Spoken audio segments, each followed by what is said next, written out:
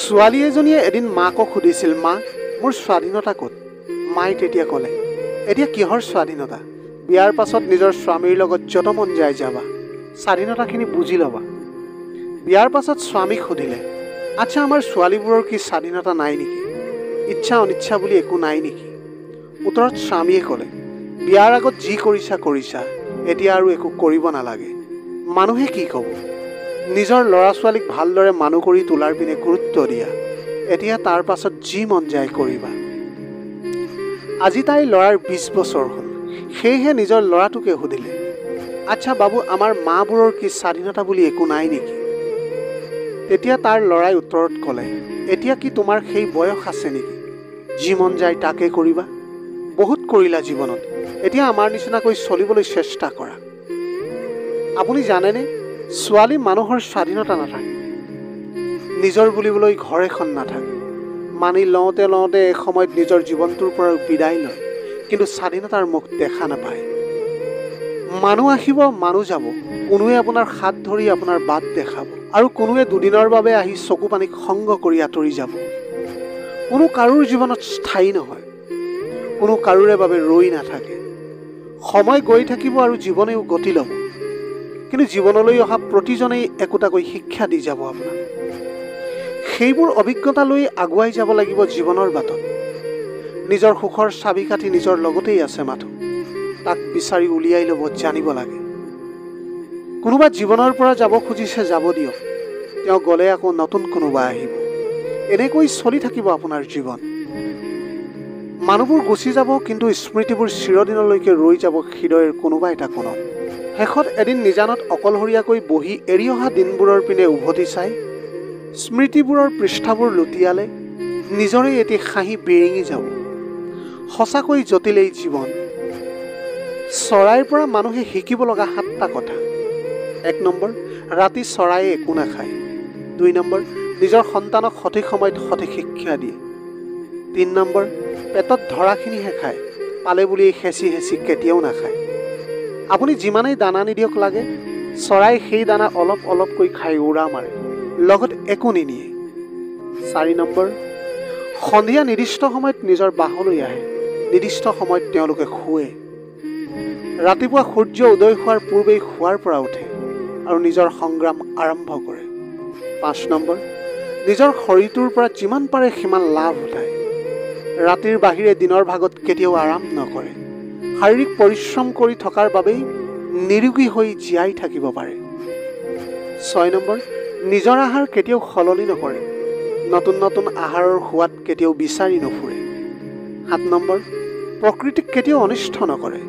প্ৰকৃতিৰ পৰা সিমানখিনিহে লয় যিমানখিনি তেওঁলোকৰ প্ৰয়োজন হয়।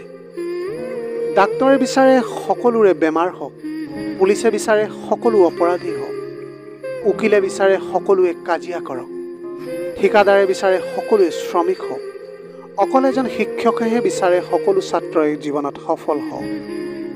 এতিয়া ক'বলৈ ওলাইছোঁ খুব কেইটামান সাধাৰণ কথা, কিন্তু খুবেই গুৰুত্বপূৰ্ণ। আমাৰ দৰে মধ্যবিত্ত মানুহৰ ঘৰত এইবিলাক খুবেই প্ৰয়োজন হৈ থাকে, যিবিলাক সাধাৰণতে আমি ব্যৱহাৰ কৰোঁ। 1 নম্বৰ, এখন চকী পাব যিখন মানুহ বহিবলৈ নহয়, কাপোৰ থ'বলৈহে ব্যৱহাৰ হয়। 2 নম্বৰ, পাকঘৰত এটা ডাঙৰ পলিথিনৰ বেগ পাব, য'ত কেৱল পলিথিনৰ বেগ থাকে। 3 নম্বৰটো হৈছে হৰলিক্সৰ টেমাত চেনি, চাহপাত আৰু কককলা মাজাৰ বটলত পানী থোৱা হয়। 4 নম্বৰ, টুথপেষ্ট শেষ হ'লে কাটি লৈ ব্যৱহাৰ কৰে। 5 নম্বৰ, ঘৰ পেইণ্ট কৰিবলৈ অনা ৰঙৰ বাল্টিটো বহু বছৰ ব্যৱহাৰ হয়। 6 নম্বৰ, নাৰিকল তেলৰ টেমাৰে চাউল জোখা হয়। মৰমে কেতিয়াও নকয় তুমি কোন, মৰমে মাথো কয় সদায় তুমি মোৰ। মৰমে কেতিয়াও নকয় তুমি ক'ত থাকা, মৰমে মাথো কয় তুমি মোৰ অন্তৰত থাকা। মৰমে কেতিয়াও নকয় তুমি মোক ভাল পোৱানে, মৰমে মাথো কয় মই তোমাকেই ভাল পাওঁ। কষ্ট অবিহনে জীৱনটো জীয়াইও ভাল নালাগে। কেতিয়াবা পলকতে পোৱা সকলোবোৰ নোহোৱা হৈ যায়, ধুমুহাজাকৰ নিচিনাকৈ। সেয়েহে জীৱনলৈ এনেকুৱা কিছুমান সমস্যাৰ সন্মুখীন হোৱাটো প্ৰয়োজন, যি সমস্যাই আপোনাক সময়ৰ সোঁতত কেনেকৈ ব্যৱহাৰ কৰিব লাগে শিকাই দিব পাৰে। চিনাকি মানুহৰ অচিনাকি মুখাৰ আঁৰৰ মানুহবোৰক স্পৰ্শ কৰাব পাৰে, হৃদয়ংগম কৰিব পাৰে। মই আৰু মোৰ পৃথিৱীখনত মই ভাবোঁ মানুহে নিজৰ বাবে জীয়াই থাকিবলৈ শিকক, অন্ততঃ নিজক ভাল পাব শিকক। শুনিছোঁ নিজৰ বাবে জীয়াই ভাল পোৱা মানুহে হেনো আনৰ বাবে মৰিবলৈ কুণ্ঠাবোধ নকৰে। জীৱনৰ আশাবোৰক কেতিয়াও মৰহি যাবলৈ নিদিওঁ। সৰু সৰু অনুভূতিবোৰেই আমাৰ বাবে এক বিৰল সুখ। মুখত বিৰিঙি থকা হাঁহিটো আমাৰ বাবে সাহস, কিন্তু প্ৰায়বোৰ নিশাই আমাৰ বাবে সেমেকা হৈ পৰে। সময়বিলাক বেয়া চলিছে বুলি ভাবিয়েই কোনোবাখিনিত সান্তনা লওঁ, নিজকে বুজাওঁ ভাল দিন এদিন নিশ্চয় আহিব। বৰ মানুহ নহ'লেও বৰ মানুহ হোৱাৰ প্ৰয়াস আমাৰ। সপোন বাস্তৱত ৰূপায়িত নহ'লেও সপোন দেখাতেই প্ৰাপ্তি আমাৰ। জীৱনৰ পাতখিলাত আমি লিখি লওঁ প্ৰথমে সংগ্ৰাম, তাৰপিছত সফলতা। মাথো জীৱনৰ শেঙুলীয়া ৰজ্জাকক আদৰিবলৈ আমি সদায় অপেক্ষাৰত। পাৰ হৈ যোৱা সময় কেতিয়াও মনত নেপেলাবা। যিটো বস্তু হেৰাই গ'ল বা হেৰাই গৈছে তাক লৈ কেতিয়াও মন বেয়া নকৰিবা। যোৱাজনক যাবলৈ দিয়া। জীৱনটো আগুৱাই নিবলৈ চেষ্টা কৰা। যি হ'ব লগা আছে হ'বই, তাক লৈ কেতিয়াও চিন্তা কৰাৰ কোনো কাৰণ নাই। তুমি কাৰোবাৰ কাৰণে তোমাৰ হাঁহিটো নাইকিয়া নকৰিবা। তুমি ভাবি লোৱা এজনৰ বাবে আপোন নহ'লেও আন বেলেগ এজনৰ বাবেতো আপুনি আপোন হ'বা। হঠাৎ চিনাকি হোৱা কিছুমান মানুহ কেতিয়াবা নিজেও নজনাকৈ বহুত আপোন হৈ পৰে। বিচাৰিলেও পোৱা নাযায় সেই ভাল পোৱাৰ অনুভৱবোৰ। অনুভৱ এটাই থাকে, ভাল লাগে। ভাল লগা মানেই ভাল পোৱা হৈ যায়। মানুহবোৰ হেৰাই যায়, কিন্তু ভাল পোৱাবোৰ কেতিয়াও হেৰাই নাযায়। প্ৰেমে জীৱনক নতুন ৰূপ দিয়ে, বিশ্বাস আৰু ভৰসাই আগুৱাই নিয়ে। সৰু সৰু মৰম অভিমানে ভাল পোৱাবোৰ আৰু অধিক মজবুত কৰি তোলে। কিন্তু অৱহেলা আৰু বিশ্বাসঘাতকে সীমাহীন ভাল পোৱাবোৰ নষ্ট কৰি সম্পৰ্কত ফাট মেলে। আপোন মানুহজন অচিনাকি হৈ পৰে, তথাপিও যেন মানুহৰ প্ৰতি হিয়াৰ কোনোবা কোনোত দুৰ্বলতা থাকি যায়। কাৰণ বিচ্ছেদ সম্পৰ্কতে হয়, ভাল পোৱাত কেতিয়াও নহয়। ভাল পোৱাক মৰ্যাদা দিয়াটো তোমাৰ কৰ্তব্য। তাৰ বিনিময়ত দুখ পালেও তোমাৰ জীৱনটো শেষ নহয়। দুখ অবিহনে দুখৰ মাদকতাই বাকত। বিশ্বাস কৰিব পৰাটো তোমাৰ একান্ত ব্যক্তিগত বিবেচনা।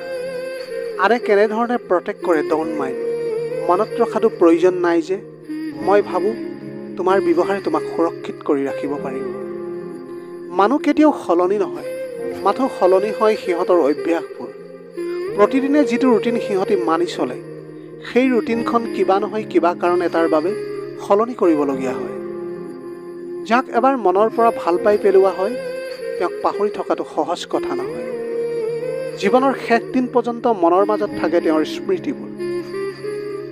কিবা এটা পৰিস্থিতিত পৰি মানুহৰ অভ্যাসবোৰ সলনি কৰিবলগীয়া হয় ঠিকেই, কিন্তু মনৰ মাজত থকা সেই বিশেষ মানুহজনৰ স্থানখিনি সলনি কৰা কিন্তু সম্ভৱ নহয়। মানুহে কিমান কি কৰে পুৰণি স্মৃতিবোৰক পাহৰি থাকিবলৈ, কিন্তু সকলোৱে বিফল হয়।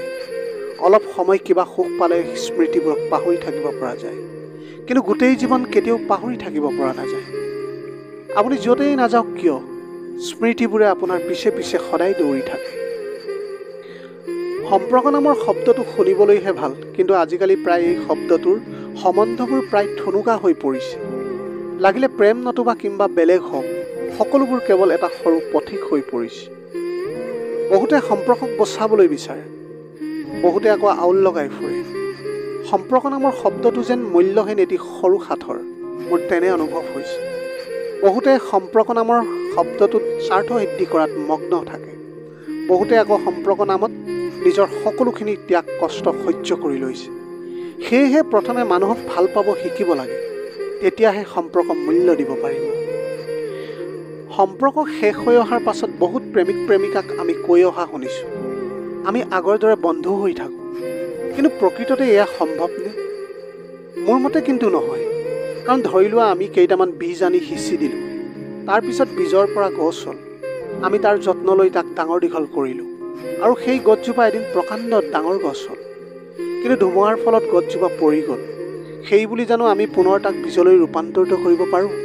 নিশ্চয় নোৱাৰোঁ। ঠিক সেইদৰে প্ৰেমৰ শেষ পৰিণতিত বন্ধুত্ব কৰাও অসম্ভৱ।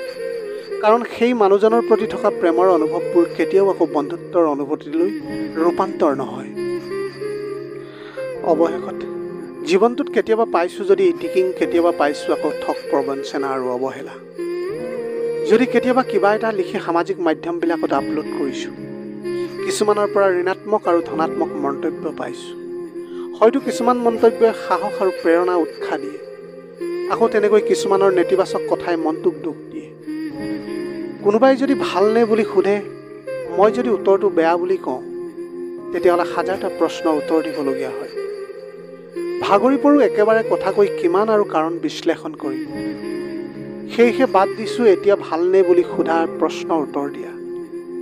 নিজে নিজৰ মনটোক ভাল পাবলৈ শিকাৰ পৰা নিজৰ মাজতে কথাবোৰ লুকুৱাই ৰাখিব পৰা হৈছোঁ।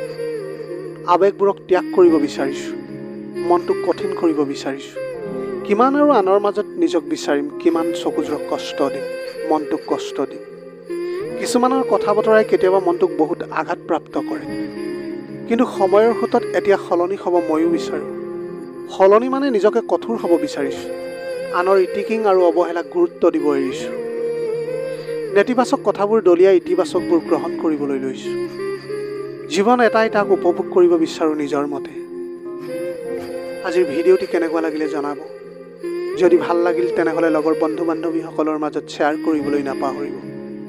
আপোনালোকৰ গোটেই জীৱনটো হাঁহিৰে উপচি পৰক। পাৰিলে দুখীয়াজনক অলপ সহায় কৰিবলৈ চেষ্টা কৰিম। আপোনালোকৰ অকণমান সঁহাৰিয়ে যদি কোনোবা এজন দুখীয়াৰ জীৱনটো সলনি কৰিব পাৰে, তাতকৈ পুণ্যৰ কাম আৰু এই পৃথিৱীত একোৱেই হ'ব নোৱাৰে। Have a nice day.